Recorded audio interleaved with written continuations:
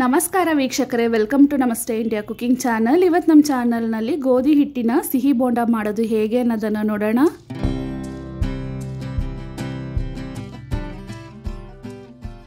ತುರಿದಿರುವ ಬೆಲ್ಲವನ್ನು 1 ಕಪ್ಪಷ್ಟು ತಗೊಂಡಿದ್ದೀನಿ, ಅಂದರೆ 300 ಗ್ರಾಮ್.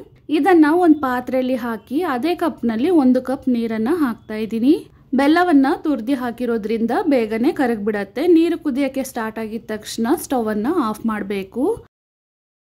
ಈ ಬೆಲ್ಲದ ನೀರನ್ನು ಪೂರ್ತಿಯಾಗಿ ತಣ್ಣಕ್ಕಾಗಕ್ಕೆ ಬಿಡಬೇಕು. ಇವಾಗ ಪೂರ್ತಿಯಾಗಿ ತಣ್ಣಕ್ಕಾಗಿದೆ. ಇದನ್ನು ಒಂದು ಕಡೆ ಹಾಗೆಯೇ ಇಡ್ತಾ ಇದ್ದೀನಿ. ಚೆನ್ನಾಗಿ ಹಣ್ಣಾಗಿರುವ 2 ಪಚ್ಚ ಬಾಳೆಹಣ್ಣನ್ನು ತಗೊಂಡಿದ್ದೀನಿ. ಇದರ ಸಿಪ್ಪೆಯನ್ನು ತೆಗೆದು ಒಂದು ಪಾತ್ರೆಯಲ್ಲಿ ಹಾಕ್ತಾ ಇದ್ದೀನಿ.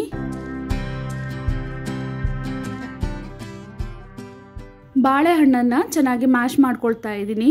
ಚುಕ್ಕೆ ಬಿದ್ದು ಚೆನ್ನಾಗಿ ಹಣ್ಣಾಗಿರುವ ಬಾಳೆಹಣ್ಣನ್ನು ಉಪಯೋಗಿಸಿ, ಅದರ ಫ್ಲೇವರ್ ತುಂಬಾ ಚೆನ್ನಾಗಿರುತ್ತೆ.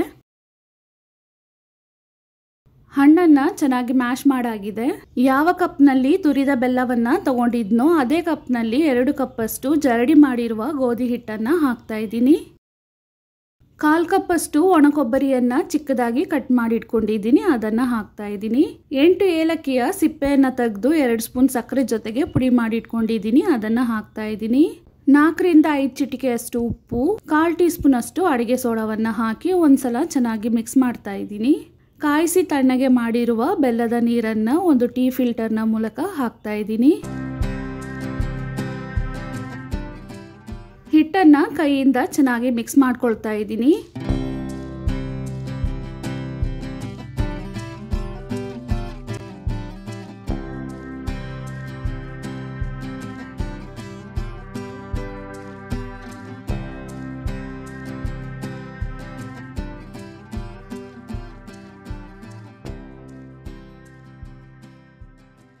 ಹಿಟ್ಟನ್ನು ಕರೆಕ್ಟ್ ಹದಕ್ಕೆ ಕಲಿಸ್ಕೊಂಡಾಗಿದೆ.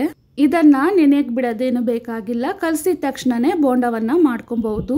ಎಣ್ಣೆಯನ್ನು ಮೀಡಿಯಂ ಹದಕ್ಕೆ ಕಾಯಿಸ್ಕೊಂಡಿದ್ದೀನಿ. ಕೈಯನ್ನು ನೀರಿನಲ್ಲಿ ಅದ್ಬಿಟ್ಟು ನಮಗೆ ಯಾವ ಸೈಜ್ನ ಬೋಂಡ ಬೇಕೋ ಅಷ್ಟು ಹಿಟ್ಟನ್ನು ತೆಗೆದು ಎಣ್ಣೆಯಲ್ಲಿ ಹಾಕಬೇಕು. ಎಣ್ಣೆಯನ್ನು ಮೀಡಿಯಂ ಹದಕ್ಕೆ ಕಾಯಿಸ್ಕೊಂಡಿದ್ದೀನಿ, ಆದರೆ ಸ್ಟವ್ ಇನ್ನೂ ಹೈ ಫ್ಲೇಮ್ನಲ್ಲೇ ಇದೆ. ಬೋಂಡ ಸ್ವಲ್ಪ ಬೆಂದು ಮೇಲಕ್ಕೆ ಬಂದಿದ ತಕ್ಷಣ ಸ್ಟವನ್ನು ಲೋ ಫ್ಲೇಮ್ನಲ್ಲಿ ಇಟ್ಟು ಇದನ್ನು ಪೂರ್ತಿಯಾಗಿ ಬೇಯಿಸ್ಕೊಬೇಕು.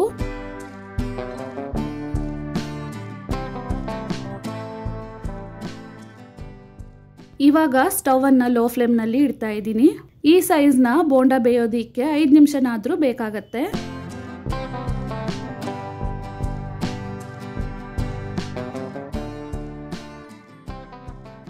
ಬೋಂಡವನ್ನು 5 ನಿಮಿಷದವರೆಗೂ ಚೆನ್ನಾಗಿ ಲೋ ಫ್ಲೇಮ್ನಲ್ಲಿ ಬೇಯಿಸಾಗಿದೆ. ಅದರ ಬಣ್ಣನೂ ಬದಲಾಗಿದೆ.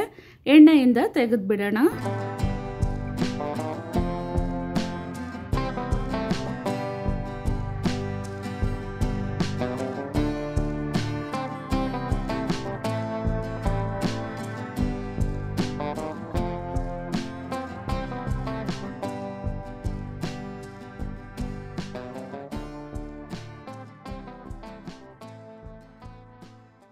ಇದೇ ರೀತಿ ಪೂರ್ತಿ ಹಿಟ್ಟಿನಲ್ಲೂ ಬೋಂಡವನ್ನು ಮಾಡ್ಕೊಬೇಕು.